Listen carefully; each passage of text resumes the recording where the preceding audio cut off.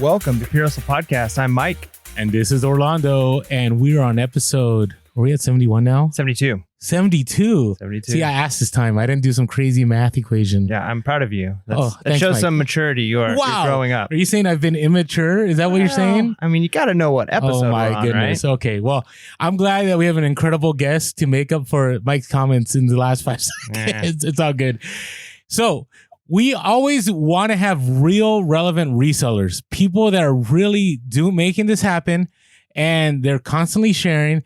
And today, for the first time ever, we have a great guest that I think they've never been on YouTube. Yeah, I think you got to phrase that correctly. Okay. So this isn't the first time ever we've had a great guest. Oh, no. Okay. All right. You're right. We have a great guest who for the first time ever is appearing on YouTube, which this is amazing. Like we get exclusive rights to his debut, which is really awesome. So here we go. So let's introduce yourself a little bit. Brad. What's up, guys? My name is Brad. You might know me from Instagram as son of a seller. I'm a full-time reseller. Been doing it I've been reselling since 1994. Been reselling full-time since 2008. And I live in an RV and I just travel the country doing this thing. Wow, 1994. I didn't think you went that far back. Yeah, well, that was when I set up at my first card show. That's what started this whole thing, was baseball cards, and I had my first booth when I was 10. So technically, that's when this whole thing started, the reselling. Oh wow. Okay, so before we get further, let's share real quick. So on Instagram, you're son of a seller. Yeah. You also have a website that you sell on?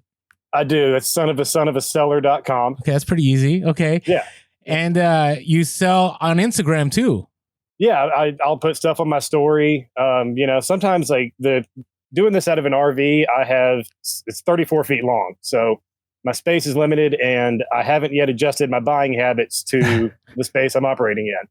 So sometimes I'll just buy way more t-shirts than I can do anything with. And you'll check my story and you'll be like, whoa, he's selling 200 t-shirts right now. that's crazy. So it's just, I never know. Sometimes I'll go a week without selling anything and then you never know. That's super awesome. Now, the name son of a seller, where does that come from? Because when I was looking you up, kind of trying to figure some about you, because I've watched some of your Instagrams. Man, you're a funny guy. I want to talk about some of the funny things you do. But something else kept coming up, like a song of son of a sailor, right? Is it Exactly, connected to that? Yeah. It's a Jimmy Buffett song, and I was raised on Jimmy Buffett's music by my parents, and it's I'm also a third generation reseller. My grandpa was a reseller. My dad was a reseller. I'm a reseller. And so actually I am a son of a seller. And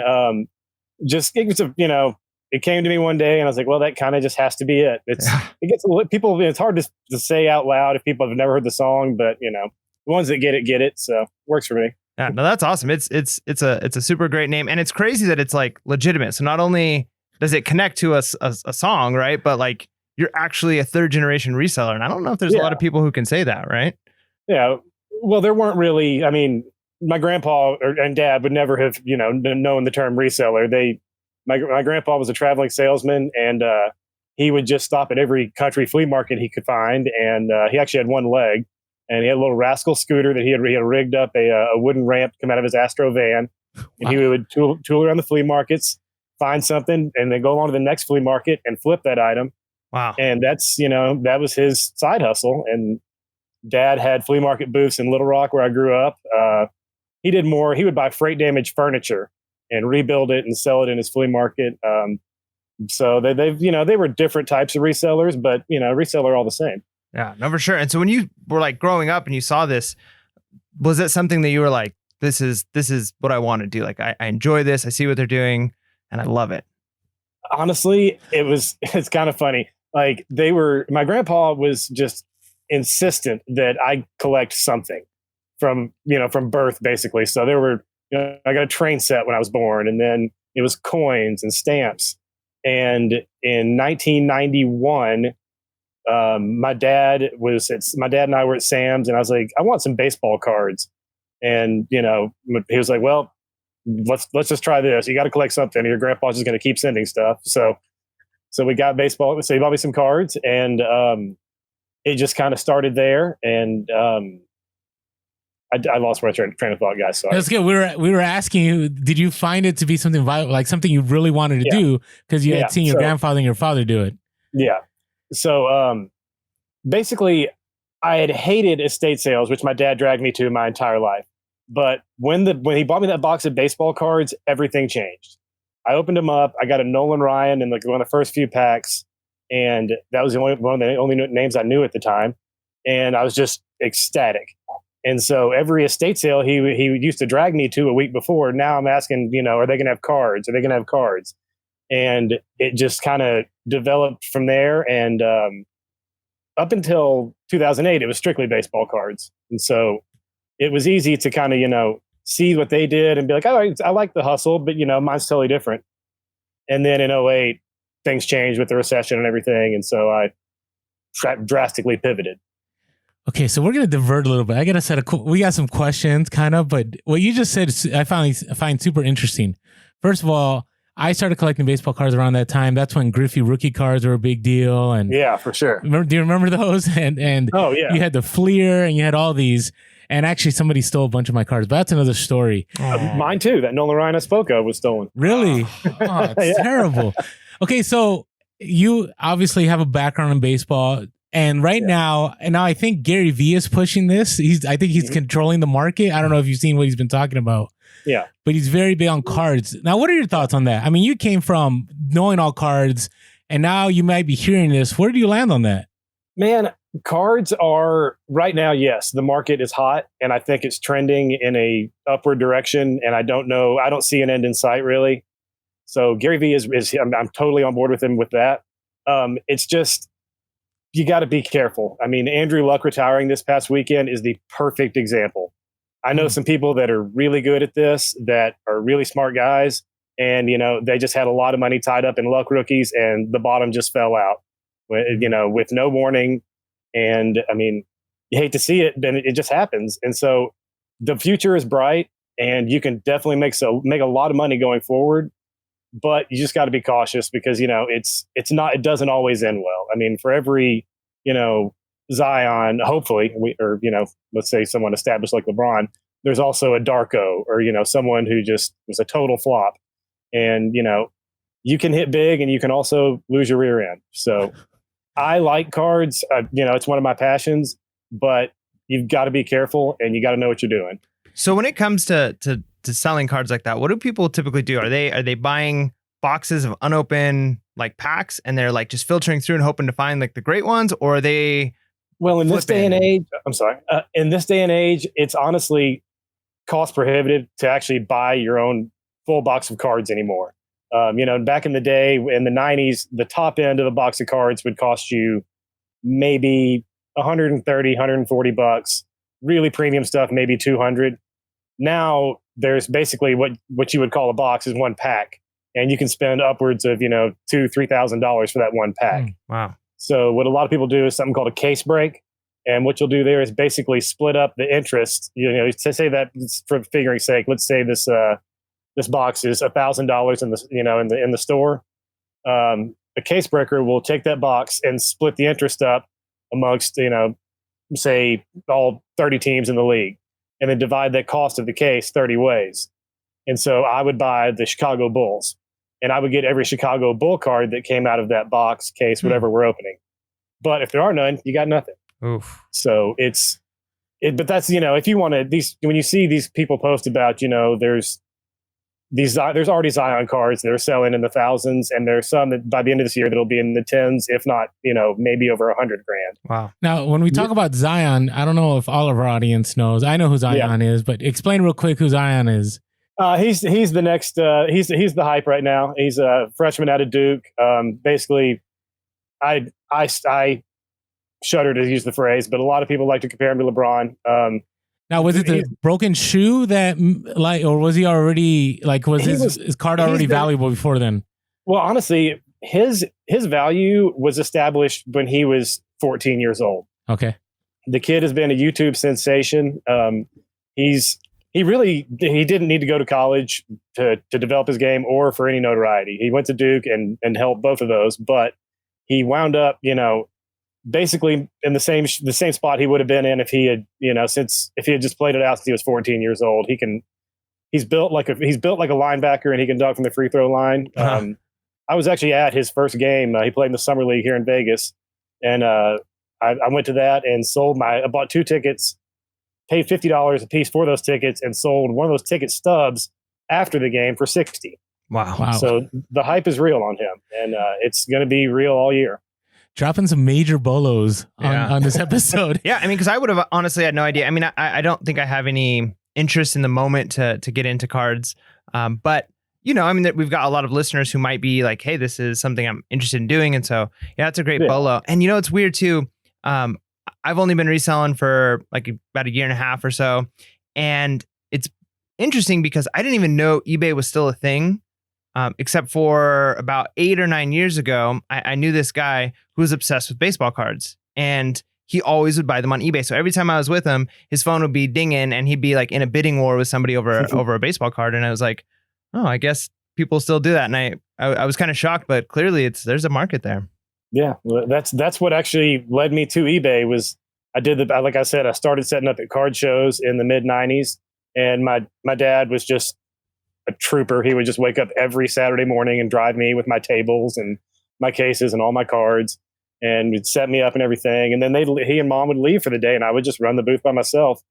And I did that. I mean, I did at least one a month, every chance I got. Weren't a lot of opportunities in Little Rock, Arkansas at that point, but I did them and I had a great time. And then like about 97, 98, the card show started drying up, and just eBay became the only option for cards. And so I was more or less forced into it, and really glad it worked out that way, I guess. So I want to hear the story of young Brad, because when you're at shows, I'm just trading cards with my friends going, hey, you got that rookie Ben McDonald who doesn't even matter anymore. But at that time, that was a good card. And you got this Griffey, do you have Will Clark? Do you have Jose Canseco? So I want to know, okay, how did that look? You show up, are you one of the youngest people there, or are there plenty of people your age? And how did the day look? Like, were you wheeling and dealing all day? Yeah, I mean, the thing was, I don't know why, like, I've never been great with numbers or anything, but I could look at a Beckett price guide and memorize that thing from front to back. Just don't know. I mean, didn't take long, just skim it and it's in there.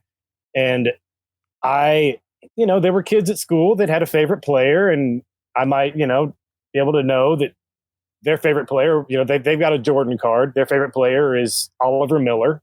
It's not my fault that the Jordan card is worth 50 times what the Oliver Miller is. I'm going to trade you. And then, then I've got a pile of them. Then I go to the show, and I'm the youngest person by, at this point, the card show dealer was 60, 65 years old on average. Wow. Definitely very, very much an old man's game.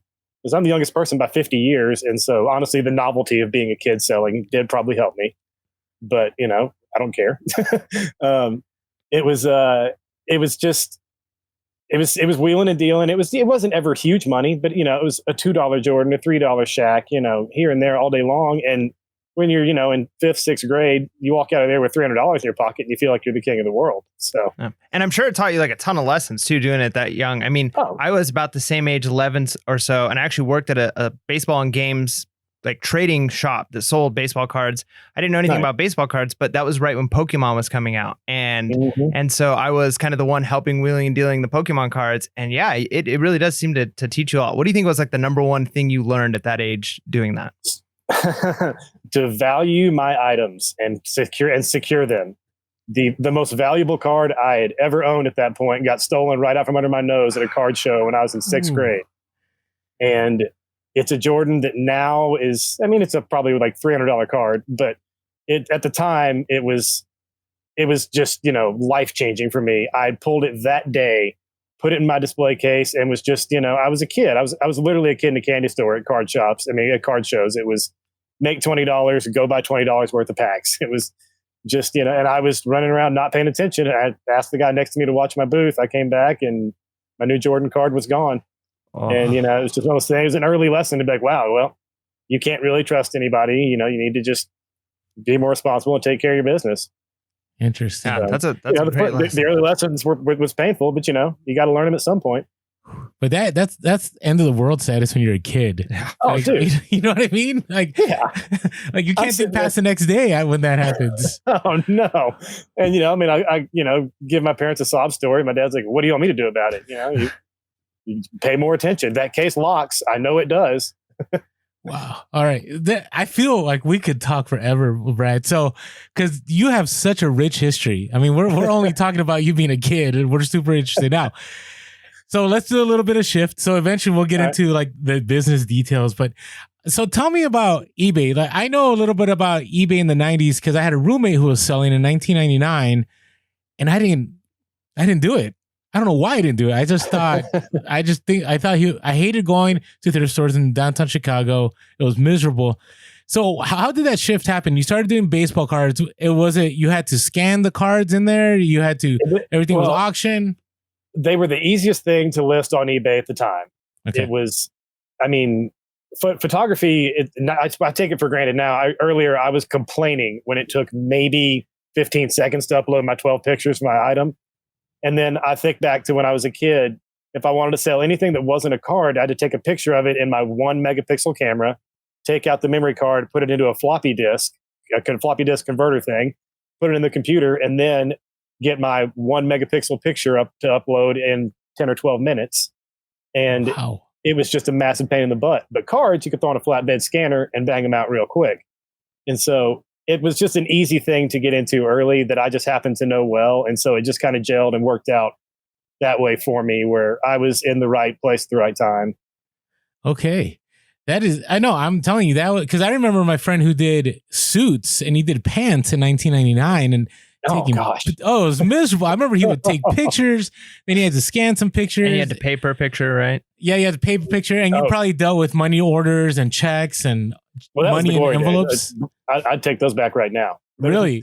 There was nothing better than coming home to just a mailbox full of cash, man. I mean, sometimes it was just literally cash. I mean, if it was a $5-6 card, people just mail you $5 or $6. It was obviously security and everything. You can't do that, and with all the guarantees eBay gives now, but the nostalgia of me does love, because I was a kid in high school at that point, coming home and just pulling a stack of envelopes out of the mailbox, and it's just money. It's almost like, you love the cha-ching now, but like there's something more tangible about actually holding it in your hand. The cash, yeah, the coins cha-chinging in your envelope. Yeah. So all right, so tell me a little bit. All right, so 2008 is when you went full time. Is that correct? Yeah, that's when I graduated college, and it was a really bad time to do that. Okay, so you graduated from college. So what was, if you don't mind me asking, what was your background in? History. I have a history major, political science minor. Oh, hey, I'm a history guy too. So awesome. Nice. Yeah. Okay. And we both don't do anything with them right now. So no, I mean, every time I loosely use mine, I feel I try to put a value on it, and it's never going to be caught up to what I paid. But. No, I get it. So you went full time during a recession.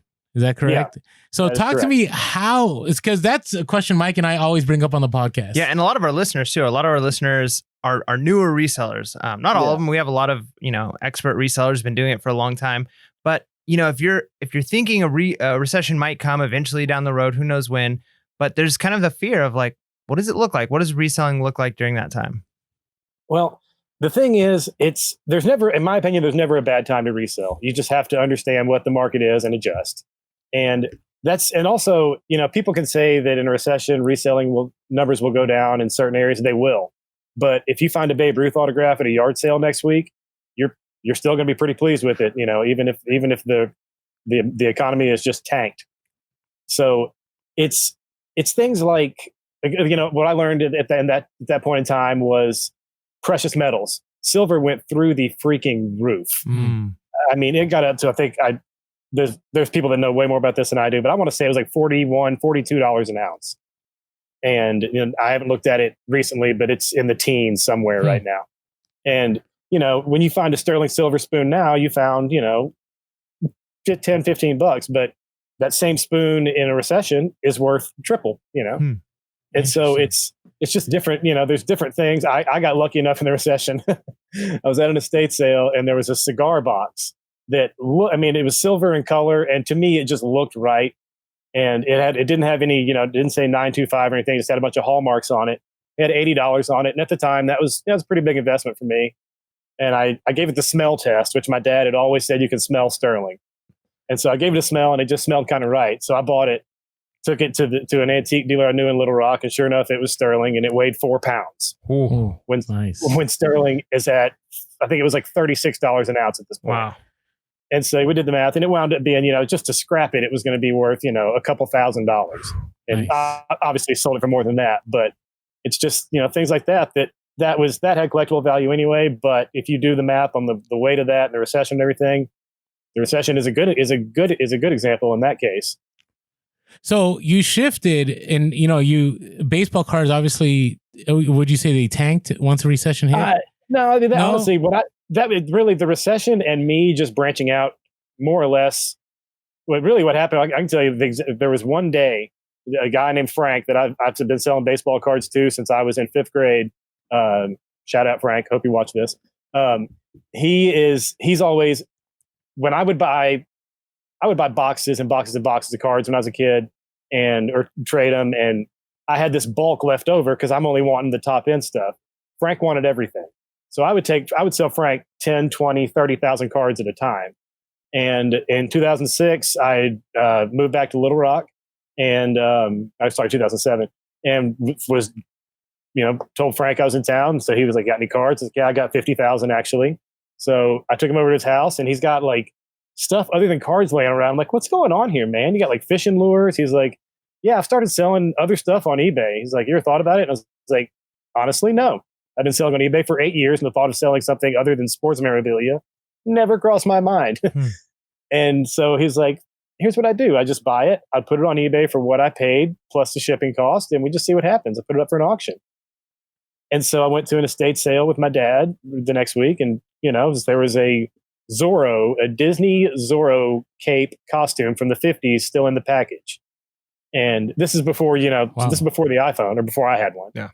And so they had like $40 on it. I was like, let's just give it a shot. And I took it home, put it up for an auction, and it sold for like $260 something.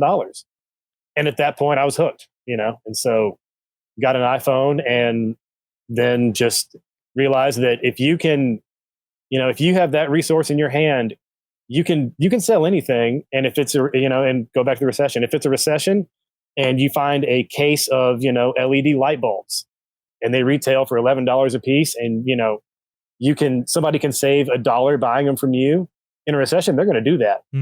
They may not, when times are good, but people will pinch that penny where they can. And you just got to figure out, it's there. It's everywhere out there. You just got to know where to look for it in those times. So what you would say, and again, I'm not trying to put everything on you, but the consistent thing we're hearing, we talked to Pete, the Craigslist hunter. He had talked to us about recession. I had talked through DMs with Cindy from an Amazing Tasty store, who also did well during the recession. Recession is still a place where resellers can still do well, is what I'm hearing. Oh, absolutely. If you have, the harsh reality of a recession is people need money. And if you have the money to buy collections, to buy out estates, it happens. They have people come up in those situations where they've got to just come up with a lot of money. And, there'll be more estate sales. There'll be, more, your fewer things might get donated to your Goodwills and whatnot, but those items are getting sold. They're going to show up in other places. And, it's just a matter of knowing exactly what to do in that time. Like I said, kind of, yeah. Okay. Yeah, that's awesome. So you went from just selling like baseball cards, sports memorabilia, and you're branching out to other things. What does it look like now? What's your method now? Well, now it depends on where I am. Let's say the perfect scenario is when I'm actually on the road. Like when I'm driving from Dallas to Las Vegas. I'm going to stop at every Walmart between Dallas and Las Vegas. I don't care what time it is. I don't care how long it's going to take. I don't care how bad the weather is. I'm walking into every one. I'm going to go to every clearance aisle, and I'm going to just, I'm not going to scan every item on the clearance aisle, but I'm going to give it a good look. And any item that I think would sell easily, or, if you see something that's, a Lego set that's 100, that's marked down to $10, everybody knows to buy that. But, you might see Orlando, I think you posted the collapsible cups. Oh yeah. That you found. You might see those the tag on there on the hang tag might say whatever the original retail was, 15 or whatever. But the yellow tag, the price doesn't look any different. Well, you pick that item up and scan it in your Walmart app, and it might be marked down to $3. They just haven't updated the tag. And so it doesn't always happen, but if you repeat that process at every Walmart you pass, that keeps me going. That pays for the venture. Wow. At all times. And then if it's during, normal business hours, I'll stop at every thrift store too and source, everything from clothing to collectibles to electronics. I mean, I'm sitting here looking at an RC car that's only half there that I bought at a Goodwill last week that I sold today to a buddy that, it's just now I will source absolutely anything. And that's the one thing I learned in the recession was like, it doesn't matter, cards are what I liked, but making money is what I needed to do. So, yeah, I mean, this is amazing. The fact that you're literally traveling place to place in the RV, you live in the RV, you're picking stuff up along the way. Like, I don't know of many other people who do that. Is there that a big community of people who are traveling like that, doing the reselling? Not that I know of. There's a lot of folks that do. There's a lot of people that travel a lot more than I do. I'm the only one I know that does it in the RV like this. I know a couple that does it. I haven't heard from them in a while actually. But there's a lot of people that do just Amazon FBA. And for those who aren't familiar, that's where, you send it into Amazon's warehouse. They store it, they ship it out. And a lot of those folks will travel, more than I do, but not with an RV. They just hop in the car or the SUV or the van. And they literally, what I do at Walmart, they'll take it out in the parking lot, box it up and take it to FedEx and ship it out right then. And so there's a lot of folks that do travel. But as far as I know, I'm one of the only ones that does it in this RV or in an RV. That's pretty amazing. It made me laugh a little bit when Mike asked that question because you had a post when, people ask you, what do you sell? And we get that question all the time too. And I sometimes don't know how to answer it. It's kind of like, well, I sell old shoes, some Harley stuff. Today what did I sell today? I sold, Harley boots. And you saw all these kind of random things that, collapsible cups, whatever you can find. But I find that even though you do sell whatever, you do have certain niches that you do real well. Like I look at your posters in the back, right? Your Guns N' Roses in the back. I see. Yeah. I think that's, but I don't know. What do you have back there a little bit? Tell us a little bit. We've got we got Michael Jackson, Pepsi. We got GNR. We've got a little Rugrats sheet here. Nice. Budweiser. This back here is a Budweiser. I think it's beach volleyball or surfing tournament poster from '92. Nice. Just that's a perfect example. Like this was these were one day at a flea market. That was Goodwill. The sheet was I honestly have no idea, but it's just like it's random stuff that like these posters and whatnot. Like I normally wouldn't mess with them, but I gave such a just comically low amount for the whole collection. The guy just wanted it gone, so it's one of those I'll take it. And but the stuff like the sheets, like there's I know a guy that makes clothing out of sheets. So wow, there's a market for darn near everything if you know the right people. Wow. Okay. And I love the fact you basically are reliving the 90s right now a little bit. Absolutely. I see your IG stories. You got a little Home Improvement. Sometimes some Saved by the Bell playing, some old Disney classics. And then, the stuff that you source, like I look at that stuff and I go, I wish I had all that at one time. And sometimes I want to get to your fire sales, but I'm always like 5 minutes behind or 8 hours later. I'm like, oh, it already sold. So tell us a little bit. Okay. You transitioned to the RV full time. What led you to that? And what are some of the best parts? And I know you got plenty of worst parts to share, but what are some of the bad parts of it? Let's start first with what led you to that. Well, the thing was I had warehouses before I did the RV thing. Not at the same time. I had two warehouses. I lived in Kentucky for 10 years and I really got too comfortable, in my warehouse. The first one was 5,000 square feet. The next one was about 3,000. And they were just giant storage units. I would, the way I source now, I did it even worse back then as far as, just very little restraint and I'll figure it out later. I can make money. And so I would just fill that thing up. And like, I don't know if y'all are following me when I moved out of that last warehouse. I remember that. I remember the night you got locked out of your storage unit. Yeah. Yeah, it was locked into my storage. Locked into your storage. That's right. That's right. Yeah. So I realized, I looked up one day and I was like, man, everything in this entire building that is listed could fit on that bookshelf. And I'm paying, $750 a month for rent on the place. And then internet's another $100 and then lights and everything else. And then a factory in my apartment and everything. And all of a sudden I'm like, wow, I'm spending almost $2,000 a month and just have it's all rented, it's not nothing to show for it. And this office is actually a curse. So let's, think about some other options.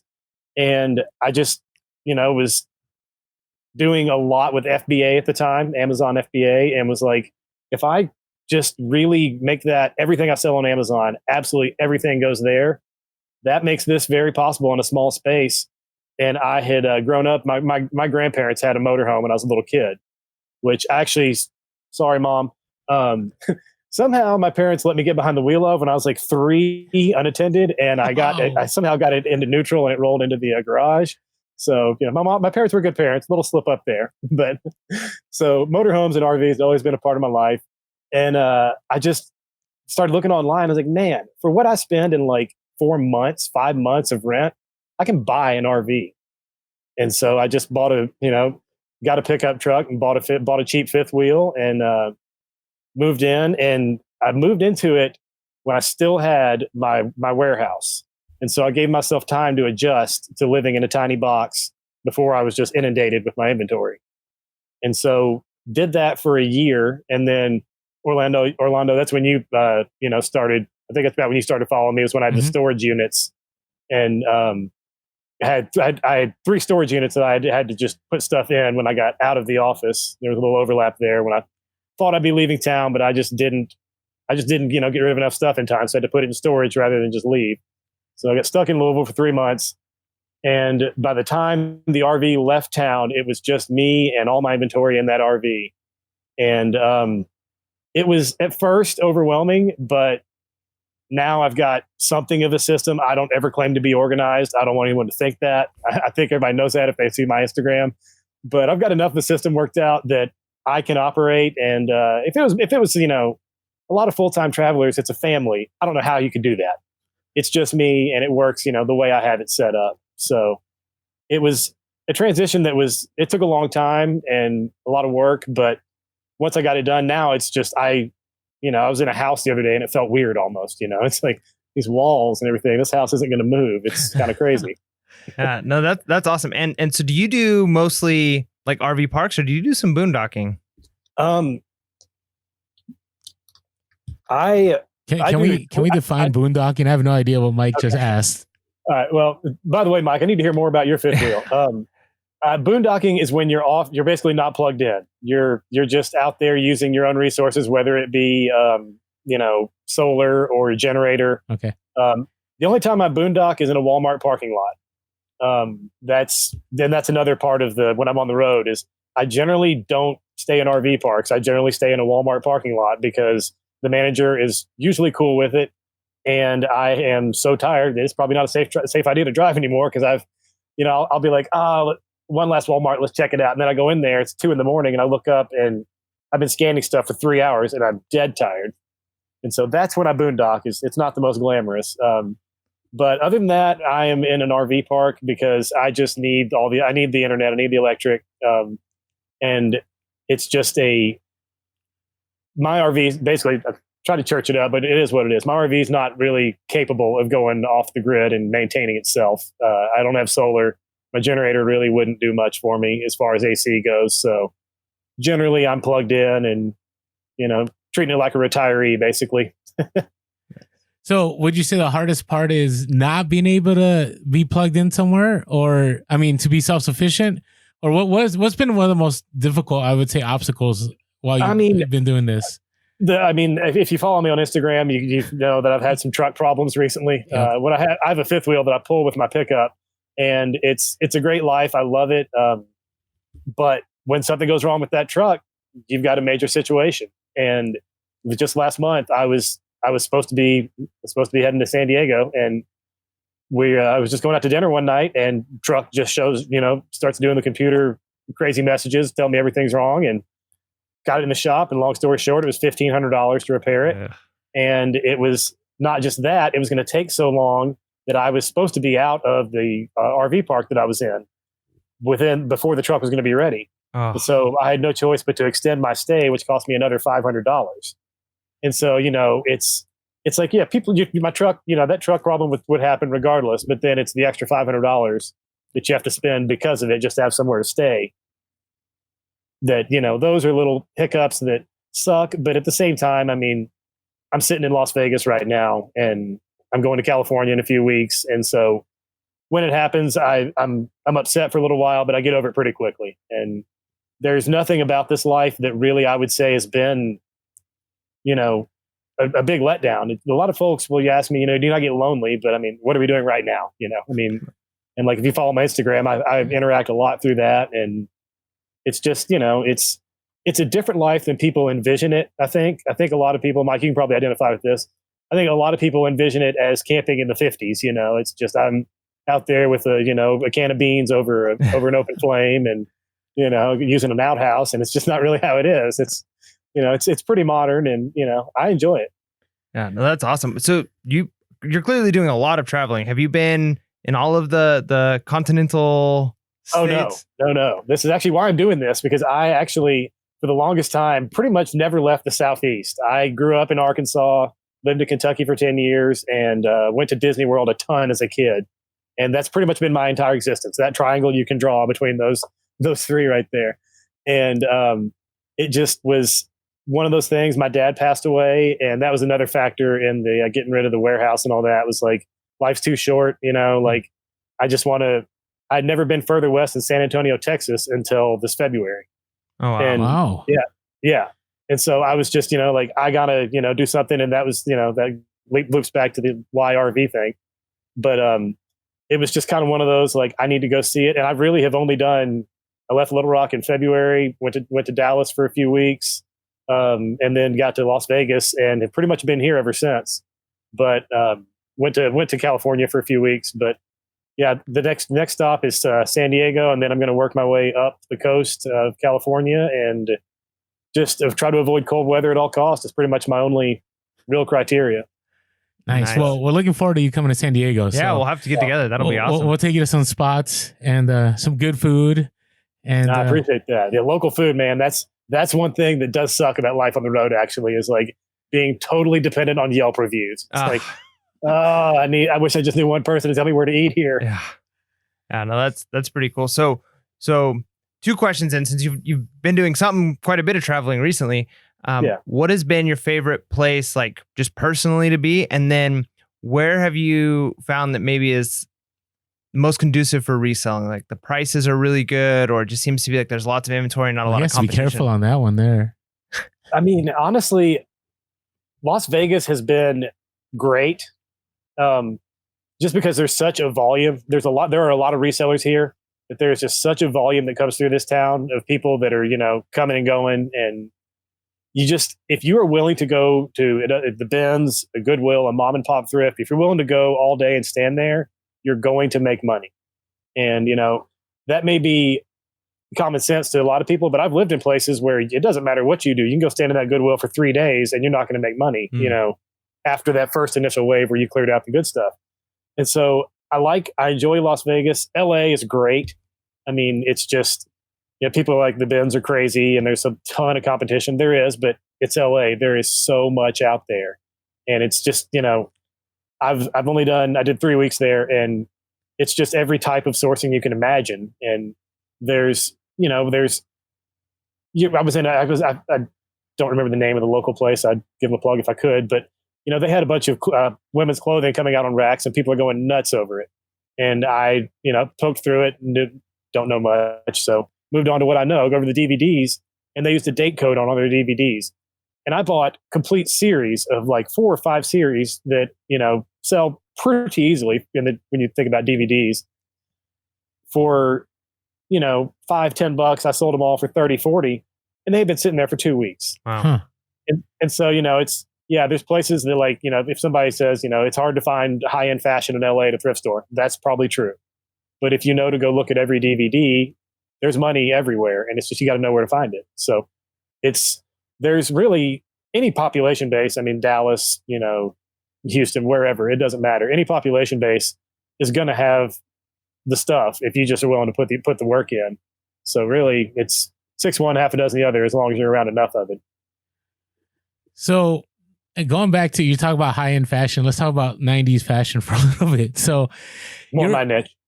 No, well, you're one of the few people I watch on Instagram that really knows their 90s fashion. Like I know my 90s fashion because I grew up in the 90s. So, Yeah. I'll notice a cross colors or I'll notice a Guess pair of jeans or, some of the older stuff. So are you in a place now? Are you able to, do you find, number one, that market is still strong? And do you find that it's easier to find or it's getting more difficult to find now? Well, the market is definitely strong. It's definitely more difficult too. I mean, but at the same time, like it's just a repetition thing. And if you are digging through the bins every day, and I just have the advantage of being born in 1983, which I have a whole theory on how that's absolutely like in the best like 18 months you could possibly be born. Like we're not scared of computers or people. It's kind of great. So nice. so like it just is one of those things that like I derailed again. Sorry guys. It's okay. No. I was asking you, do you find it that you said the market was still strong, which was one of the first questions. The next question was, are you finding it's more difficult to source, but you're saying no, as long as you're consistent, you'll land upon it. Yeah. As long as you're looking and you know what you're looking for, you're fine. I mean, everyone knows to buy this shirt. I mean, this is a Rolling Stones 94 Voodoo Lounge. My mom actually bought this at the show. Wow. Wow. This was one of the first concerts I went to. They played Little Rock, War Memorial Stadium. And it's just one of those things like everyone knows to buy this. But if you know, like I found a Fruitopia shirt recently that a lot of people would, blow right by. But if you Orlando, that you just thought of 1995, didn't you? Yeah, I did. And it's just one of those things that, like, it's not they're not huge money, but if you get it for $2 and you sell it for 10 or 12, it adds up quick. And like I said, like you brought a home improvement. The perfect example is I just sold a home improvement shirt that someone didn't know what it was. It had said it had a Benford Tools belt, like drawn, nice. Screen printed on it. But it didn't say home improvement anywhere. It just said Benford Tools. So I was just, bored on eBay one day searching Benford Tools, and it popped up auction style. And, they didn't have home improvement, so no one knew to look for it. I wound up getting it for $5. Wow. And it's just, one of those things that like, yeah, I can capitalize on knowing the random stuff like that. And then right now, so I'm going to do it as much as I can. And I don't know how long it'll last, but right now I'm enjoying the heck out of it because, like that little chuckle you had there when I said Fruitopia, I have that same one every time I find a shirt like that. So, it's fun and I'm making money and, I like it. No, I get it. Okay. So I'm really interested because I feel that I'm very similar to you. Organization isn't my forte. I like 90s gear. There's a part of me that I like picking up whatever. There's some things I really like. I was telling Mike before we interviewed that we have hauls, but some of our hauls are kind of like, okay, we're going to make money hauls, but we don't like enjoy the haul, right? Yours are consistently items that I go, oh man, I would have a hard time letting go of those items. Now, my question is, you land upon a lot of stuff. So what does a week, like, do you have a consistent, like, hey, these days I do this, these days I ship out? I mean, what's a week look like for you, Brad? I mean, honestly, Monday is just nothing but shipping, which I think is a lot of resellers can identify with. Okay. Today was different. I shipped out a bulk order. Might have seen that on my story. Yep. It was 300 pounds of t-shirts and hats and jackets and stuff. And so that, I had FedEx freight had to come and get that. So today was literally nothing but shipping, which I'm done with everything that has to go out today. It's already at the post office, which is good because it's 7:52. But there's still 14 items that need to go out that will have to get done after this tonight. And wow. So generally about Tuesday is really when I'm starting to, I'll list a few things tonight because I like to list, Orlando, you do too. Like, just get something in there to keep them aware of you. And so I like to, I might throw one thing up before I go to bed tonight, but then tomorrow, Tuesday is really the high gear listing day. Wednesday is generally listing. And then from Thursday on, it's just mayhem of sourcing my face off pretty much.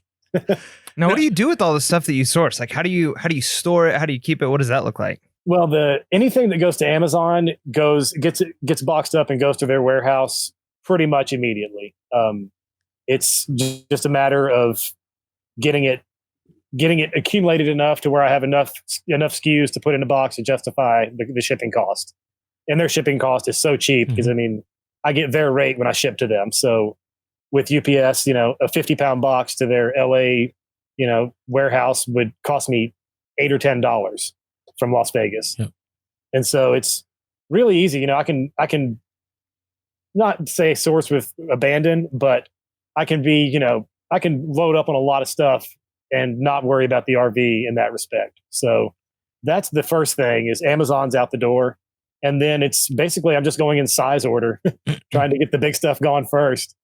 And that's why, you know, I've got just boxes full of lapel pins and cards and smalls that are easier for me to put aside and deal with later when I've got a riding pony that I need to get rid of first. So if you were to do percentages, what would you say? Instagram, eBay, Amazon. Now, I know at one point you're looking to branch out to another platform. Did that happen? Are you on Posh or Mercari? I signed up for an Etsy shop. Okay. I haven't given it, you know, I threw a few items in there, but it's one of those, I don't think that you're going to sign up for any platform and just throw a few items up there and have success without trying. And so I haven't really put the effort in there yet. For me, it's mostly eBay right now. It's just the nature of getting my money back in play quickly. Amazon, there's that delay of 2 weeks. And so I can sourcing Amazon is great, but I know when I sell that item, it's 2 weeks before that money comes back.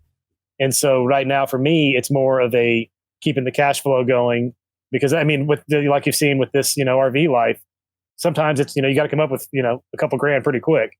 And if all my money's tied up in Amazon stuff, I'm, you know, up a creek without a paddle, but you know, I can get on eBay and just hammer it out. And that's my security blanket really is eBay. So that's probably right now 70% of it. Huh. Now, are you doing auction or are you doing buy it now and like holding on to items? Generally buy it now. I'll do auctions if it's something that I just know will, you know, like if I come across a nice lot of Nintendo 64 games, something that like, it doesn't matter. You can start them at 99 cents and just let it roll. You're going to get top dollar. Stuff like that I'll do, but generally it's buy it now. I just don't trust auctions anymore for most things. You know, you have to protect yourself, and I'm about to be done with taking best offers also, really. It's until this managed payment thing comes in, I'm sitting here looking at 5 items awaiting payment, and it's every day. So really buy it now with no best offer is probably what, by the time this comes out, probably what I'll be doing 90% of. You know what? I'm landing there too, because now they did say, Brad, that within it's going to be 12 to 18 months, but once managed payments is finally done, that all should end. That's our hope. Yeah, that is the one thing I'm hanging on to about managed payments. You know, I'm not a fan right now. I'm not a fan of what I've heard about it, but that's the one thing that will be glorious is to like no longer have to deal with. Well, it's a good offer, but you know, am I going to get paid? And you can't look at their feedback. And I mean, some of these items awaiting payment, their feedback score is 1,600. And, you know, it's just nothing you can do about it. So that will be, if and when that happens, I will be grateful forever for that one. Let's hope so soon. All right.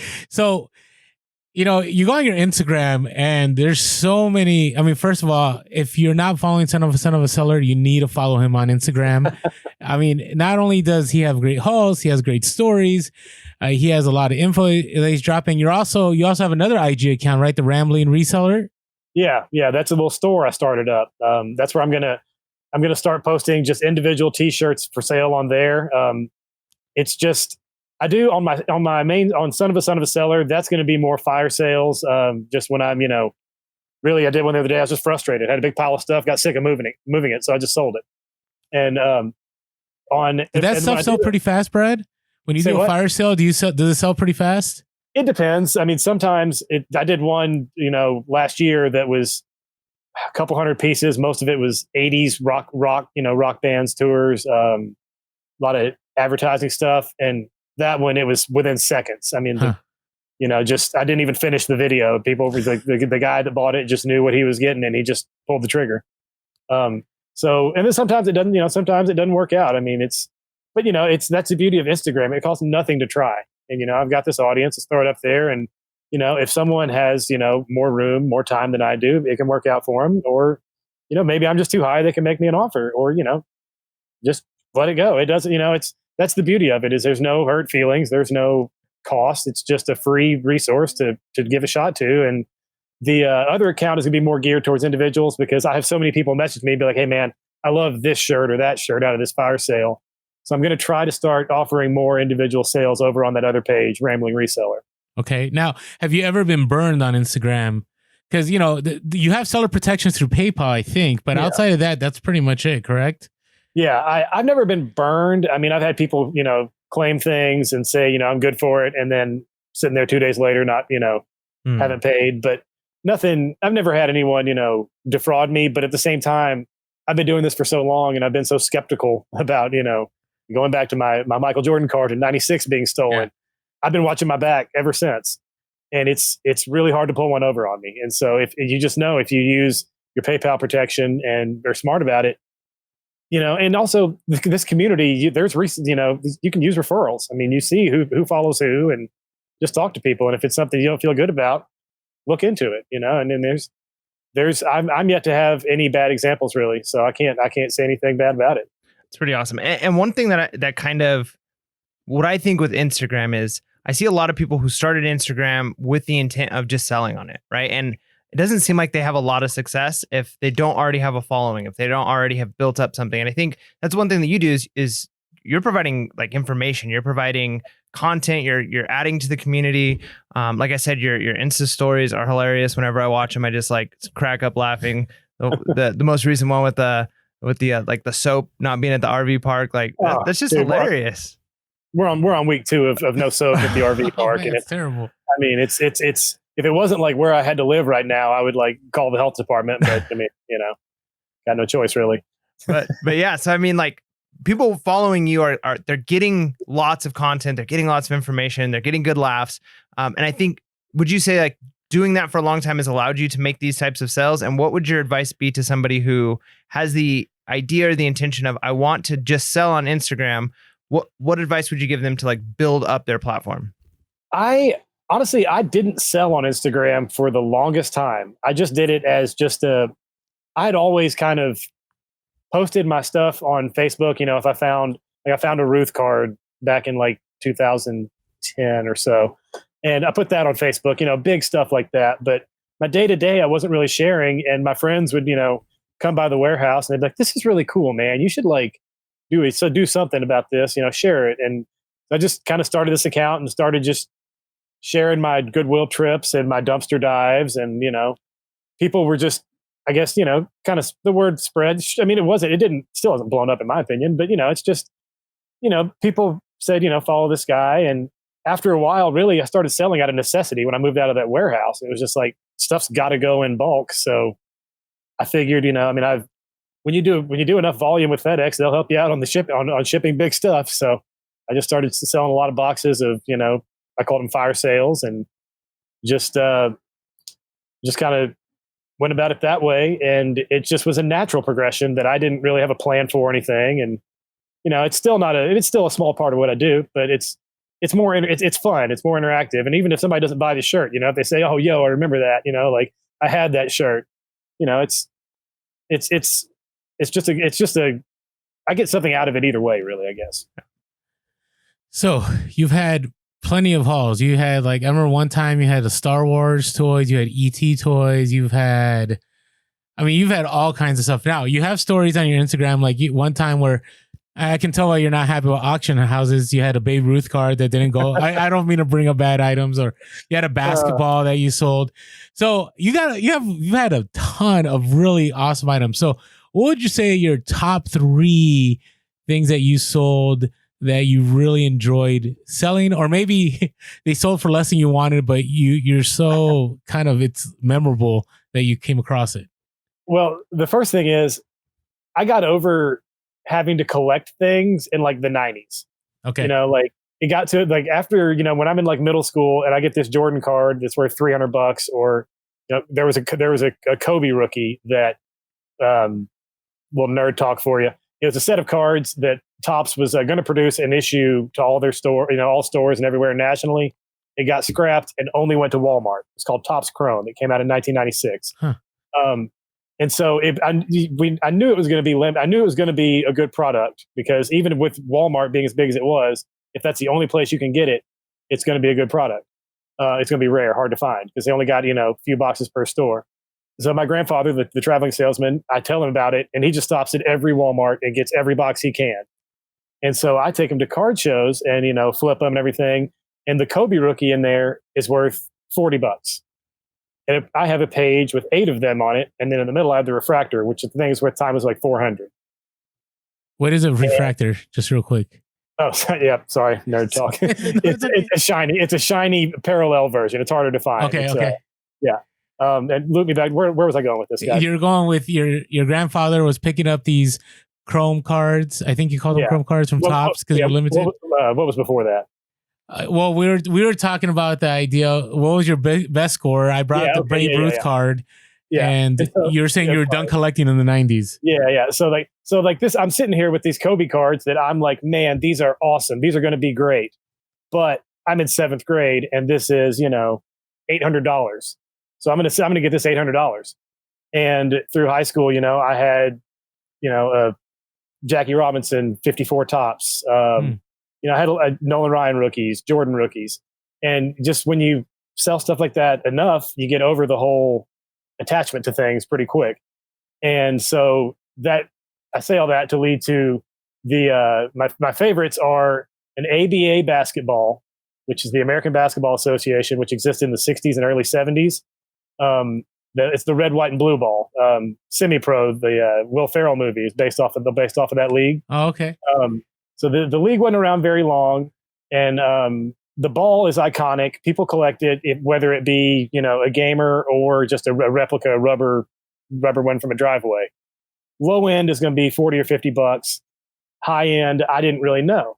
I'm at a Goodwill in Little Rock, and I see one deflated in the bottom of the bin of balls and sports equipment. And I pull it out. It's got $7 on it, which is absurd for a deflated basketball, but I see what it is, so I throw it in the cart. And I honestly forgot about it for a couple of weeks. I think I need to look that up. I pull it out. I look it up, and I can't find any comps because the commissioner on it is George Mikan. Every ball has the commissioner's signature emblazoned on it. This one is George Mikan. He was the first commissioner of the league and was only commissioner for a very brief period. And this is a leather ball. It's a game ball. And so it turns out it's probably one of 10 or so known to exist. Wow.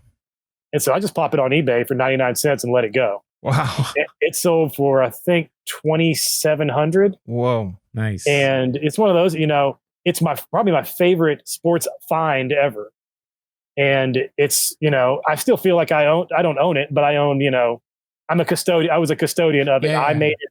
I got it to the display case where it's sitting right now, where someone treasures that thing. You're a piece of that history. Yeah. And so, like that would be one item.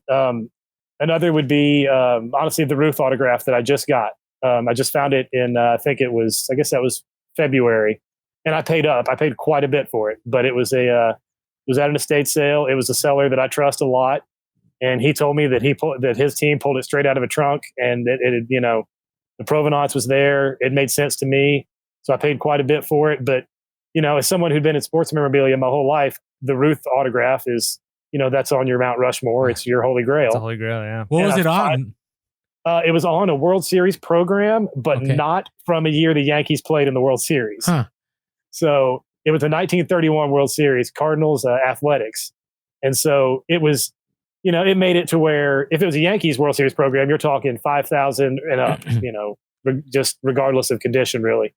But this would not worth that much. But I sold it, made a little bit of money, and now I can scratch that Ruth off of my list.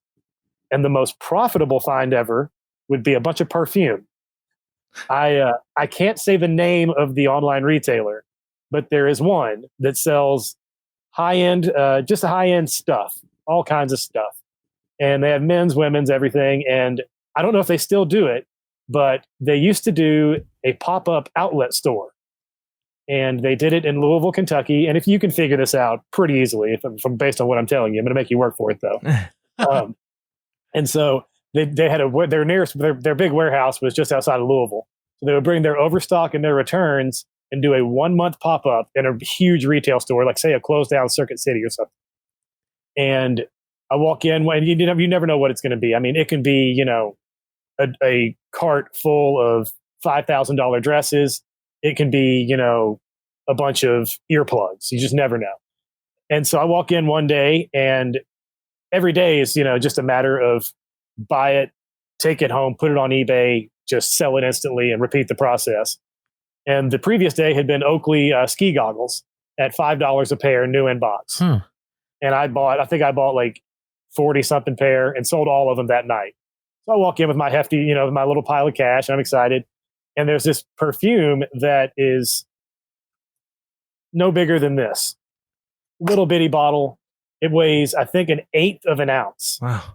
I'm like, I pick up the little box, and they have hundreds of boxes of them. So I pick it up and I scan it with my Amazon app. And the lowest price on Amazon was $42. So I go to eBay. I'm like, okay, let's check this. Lowest price on eBay is like $35.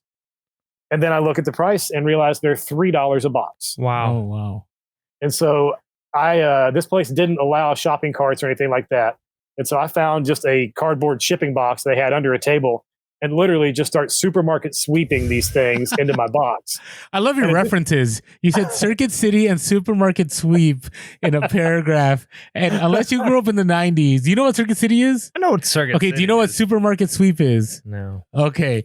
So it's a game show where people would run through a grocery store and try to see how much they can get in a cart and their value. Anyways, I love Brad's references.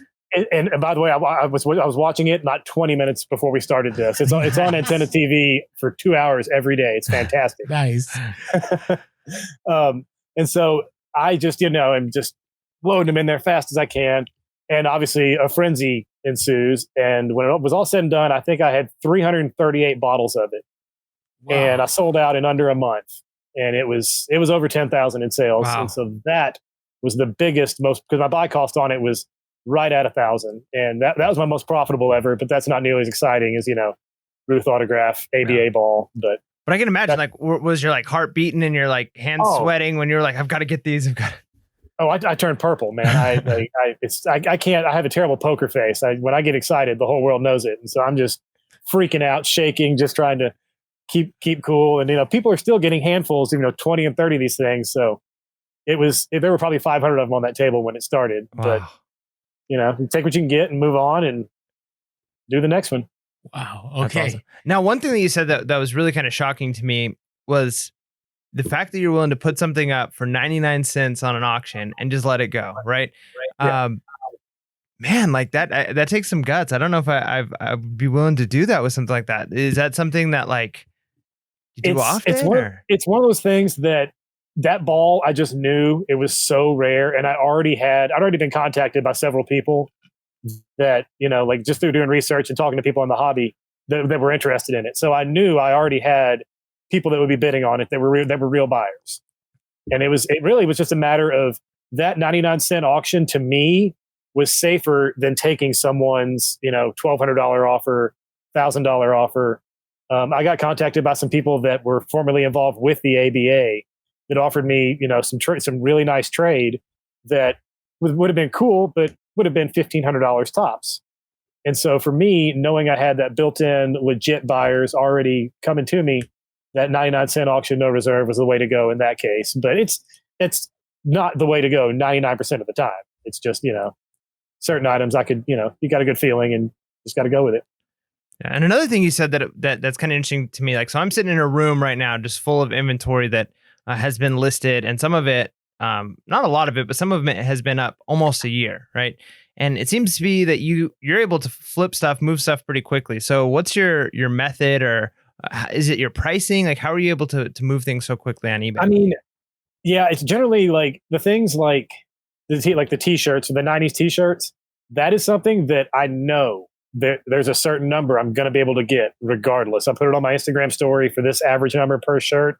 It's going to sell because the person buying it knows they're going to make money too. Mm. So it's with stuff like that, I can get rid of it quick. There's plenty of stuff I just give up on and redonate. You can't be afraid to just cut your losses and get out. And so that's another thing. It's I'll show, I show the big sales, but there's plenty of times where I take a truckload to Goodwill and just write it off. And it's, you got to just admit defeat and move on sometimes. And so it's just a balance of knowing, what I can move, what my, what is, and that type of stuff. When I am giving a truckload away, my buy cost on it was almost nothing. I don't know if y'all saw the Gators that I donated a few I weeks remember ago. you thought they were going to be big, and then what happened? Well, the thing was, I bought them at a thrift store in LA, and it was a little novelty gun. It was a Gator from the episode of The Office, or various other things. And it's a little novelty. I thought it would sell, well for Pride Month, things like that. And they were $1 a piece. And so I bought 18 of them at this thrift store, and it was a large bulk, but my buy cost was $18. And so I put them in my store on eBay, and I couldn't sell them on Amazon. It's one of those weird items, Orlando, they're just like, no, man, sorry. You don't really know why. But so I put them on my eBay store, and nothing really happened. I finally dropped them down to $20 a piece, sold one, and got a return. And the person was upset about the nature of the item. I thought they knew what they were buying, but it wasn't worth the hassle. It's just a cut the losses, refund their money, donate them, and be done. And it's just a easy decision when it's $18. It's easy to say, but there's just certain items you got to know when it's over, and so that was one of them. But, okay, so on that, I want to talk about failure a little bit more. So tell us, I can talk about that a lot. I don't know. We all could, because we always want to bring people on, because Instagram is very much highlight reel over and over and over and over again. But there's a lot of losses. So you've talked about the Gator. What are a couple other losses that you would say were pretty major, but you learned something from, that you can think of? I'm sure there's plenty. Well, honestly, one of them is the shirts that I shipped out today. Okay. That was there was a big show, a big swap meet that I did in Oklahoma this past, I guess it was 2 months ago. And basically, since I hit the road in February, I've been sourcing for that event. And I bought a bunch of t-shirts that are really good, $10, $15, $20 t-shirts, and piled them up, took them to Oklahoma. The event just didn't work out. Not a lot of crowd coming in. And so here I am stuck with all this stuff that I can't really travel in the RV with an extra 300-400 pounds of clothing laying around. And so it was, after shipping and everything, I just took a loss on that stuff of, a minimal amount, but a loss nonetheless on what went out. And it's just a matter of knowing that, that was the best option at this point. I don't know if y'all noticed, last month I had a storage unit here for a month in Las Vegas. Mm-hmm. And that was $80 for that 1 month. But for me to take a loss on this stuff and get it out to someone that I know, he's bought from me before, he's going to do well with it, and it's just going to be out of my way, and I can move on to the next one. It's not hard to cut bait and take a loss, but at the same time, there's very few total losses in this business if you know what you're doing. So it's, there's the occasional, electronic thing that goes way south, but very seldom is it just, you got zero. Okay. So I know you've been transparent about organization, and you've been transparent about bad buys and everything, but hard to hide it. No, I get that. And we all have our downfalls. So talk to me about, you do some things really well. And we always want to ask people, like, what are their best practice? So if you could, get it down to 3, what are some 3 things that you think would help others know, like, this is something you should be doing, whether it's new or an experienced seller? I mean, my first thing that I tell people is you just have to put the time in. I've been fortunate enough to be on my own and able to, if I want to go to Goodwill for 8 hours straight, that's exactly what I'll do.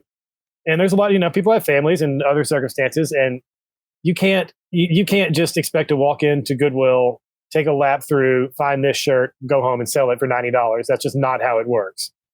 And so that's the first thing I tell people is you got to put the time in. You've got to wake up at 5 a.m. on Saturdays and go to yard sales. And you've got to just put the effort out there, and it will come back to you. And you got to be patient. I sit here and scream at the computer every day, telling people to pay me, but the reality is that you can't make it to where you're relying on that. There's items awaiting payment that, you've got to get that payment or you are screwed. You can't, you've got to be able to do this where it's not all or nothing. It's not do or die. And so that's why, when people say I'm going to start reselling, I'll quit my job tomorrow, that makes my skin crawl, because you need to, baby steps. You need to learn the ropes. You need to learn your lessons, take your lumps. and eventually it'll all, I mean, it'll all make sense. To me, it's hard when people say, what do you look for in Goodwill? It's like, or what do you do when you get to a thrift store? It's so hard because the first thing I do is I just take a lap around without, breaking stride, really, just looking for the obvious for things that anyone would know to grab. And so it's, you can't really teach that without just repetition. And so that's really the main advice I give people is you got to put the time in, and you got to be, don't keep your expectations too high. And you don't have to put a bunch of money into this to get started. You can start off reasonably. There's no need to sink in a huge investment.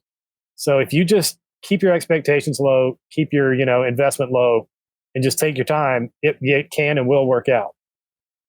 So patience, definitely. Yeah, it's really all it is. It's patience. Okay. I mean, just patience and the ability to know that, that you have to be able to look at yourself and know when you've screwed up. Like I said about cutting bait on stuff that you just donate, and you got to be able to look at your stuff realistically. I'm a huge Kentucky basketball fan.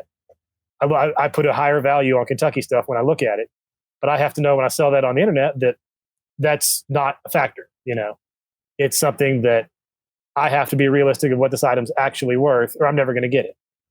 And so, it's just being practical and stuff like that. Really simple. I wish I, had enough to teach a course on, but it's really, my advice on eBay and reselling is pretty simple. Patience and being practical. But it's so valid because, especially when you're new, you see other people on Instagram and you see people on YouTube and you definitely want to be there. But a lot of those people have been doing that for a long time. We're talking about, you've been reselling since the early 90s. I mean, this took time. So totally get it. Yeah, no, it's definitely one of those things that it just takes time. That's it.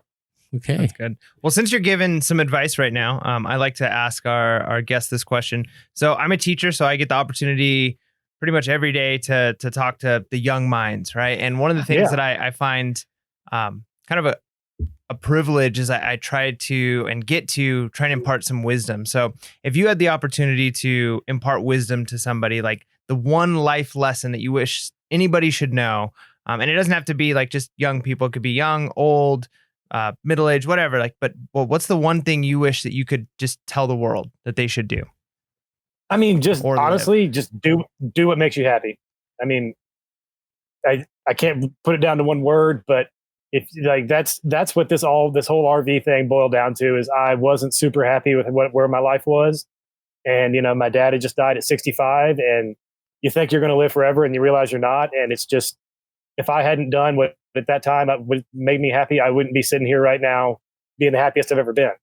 So it's just one of those things that if you do what makes you happy and it's the old saying, if it makes you happy, it never feels like work. Mm-hmm. And that's really, this never feels like a job. If I'm in a dumpster or if I'm scanning every CD in Goodwill, I'm just as happy. So that's awesome. That's good to hear. That's just a constant theme we hear. I feel like a lot of individuals that go to full-time reselling, it's not just the reselling, but it's the fact that now they get to enjoy what they do. They didn't have to wait till they're 60 or they're 70. They can travel now. They can have the time freedom, whether with their family or their girlfriend or their spouse, whatever it is. So that's so good to hear. Now, it's. What were you gonna say? Oh no, I go ahead. I have a horror story from my 89 days of working in corporate America, but that's a whole different. So but you did at one time have I would say a normal 9-to-5 job. Was that part of your existence at one point? And oh gosh, what was it, like 2000?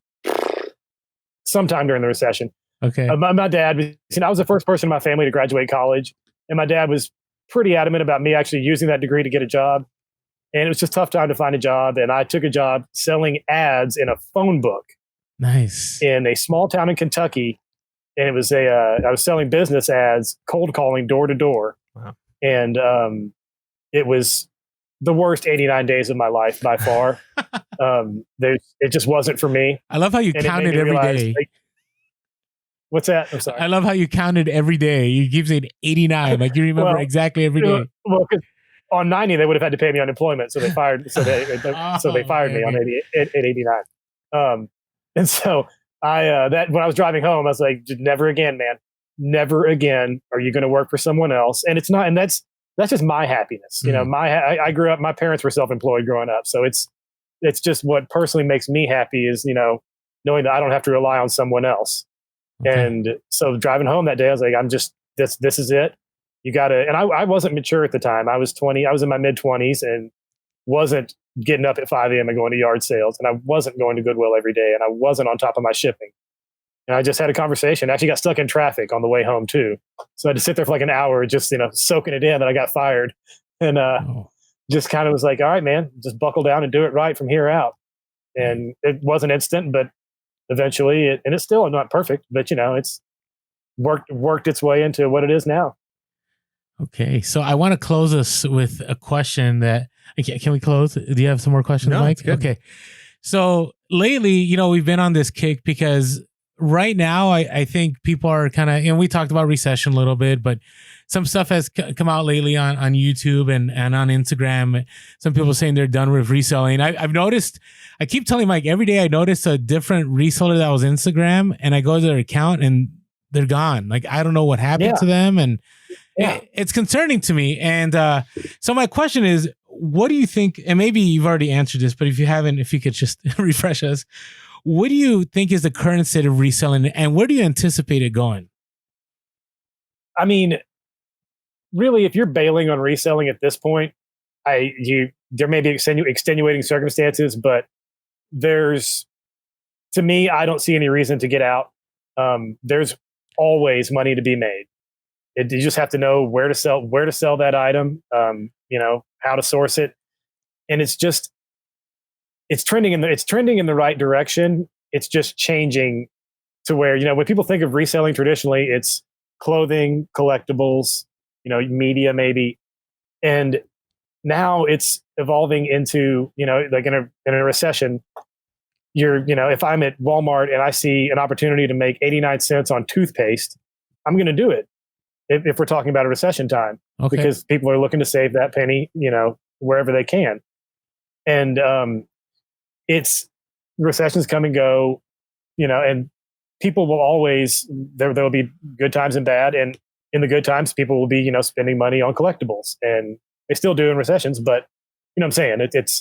There's always something. You just got to know the right time to sell it. And, you know, just, as my dad always said, monitor and adjust. Okay.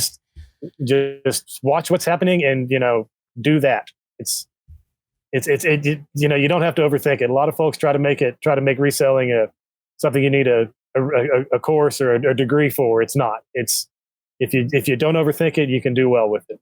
That's good. I like that saying, monitor and adjust. That's good. It's better than that was one of his big ones. It was basically like, get over it was what he was saying. But like, you know, it's just like, you know, it's one of those things like, if you're willing to just pay attention to what's going on around you, you can resell forever. Nice. That's good to know. Follow the markets. Well, we always wonder, you know, how long can this momentum continue? But everyone we've talked to, I think Mike, right, has said this is definitely doable. You got to adjust, you got to monitor, you got to adapt, you know, whatever word you want to throw in there. So that's good. Absolutely. All right, Brad. Well, hey, really appreciate you being on the show. I think we lost Brad towards the end here. You still there? A little chop, but I got you a little bit. Okay, we hear you. So, hey, at least it happened towards the end, right? Yeah, so we're good with that. So, Brad, thanks so much for being on the show. Catch him on Instagram, son of a seller. Also, rambling reseller on Instagram.